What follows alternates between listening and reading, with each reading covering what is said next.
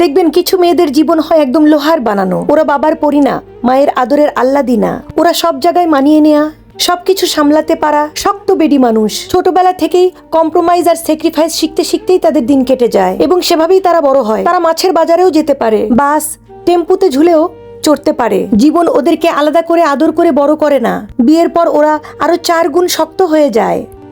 দায়িত্ব বাড়ে, চাপ বাড়ে, তবুও মুখে খুব একটা অভিযোগ শোনা যায় না। এই শক্ত জীবন ওরা নীরবেই মেনে নেয়। শুধু একটা অসুবিধা থাকে, যেহেতু ওরা শক্ত বেডি তাই গলাটা একটু চড়া শোনায়, ভাষাটা একটু কম মিষ্টি লাগে। আবার কিছু মেয়েদের জীবন হয় একদম কিছু পারি না টাইপের। ওরা একা জার্নি করতে পারে না, বাজারে একা যেতে পারে না, রাস্তা পার হতেও ভয় পায়।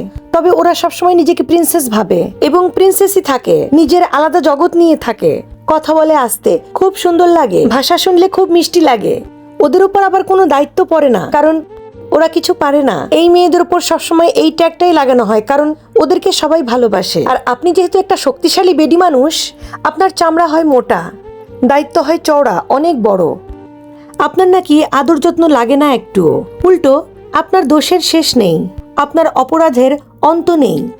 আপনি যদি সব সামলে নেন তাহলে খুব স্বাভাবিক, এটা হওয়ার ছিল। আর যদি একটু ভুল করেন তাহলে খুবই সমস্যা। তবে একটা বুদ্ধি দিই, যেহেতু আপনি শক্তবেডি মানুষ, শেষ চেষ্টা হিসেবে নিজের হাড্ডি দিয়ে স্যুপ রান্না করেন। আশেপাশে সবাইকে খাওয়াতে পারেন, কিন্তু আগেই বলে রাখি, স্যুপে লবণ কম বেশি হলে কিন্তু দোষটা আপনার ঘাড়েই এসে উঠবে। তাই দোষের হিসাব না কষে চোখ বুঝে যেভাবে আছেন না সেভাবেই থাকেন। আপনার সুফলটা আসতে দেরি হতে পারে, কিন্তু একদিন ঠিকই আসবে ইনশাআল্লাহ।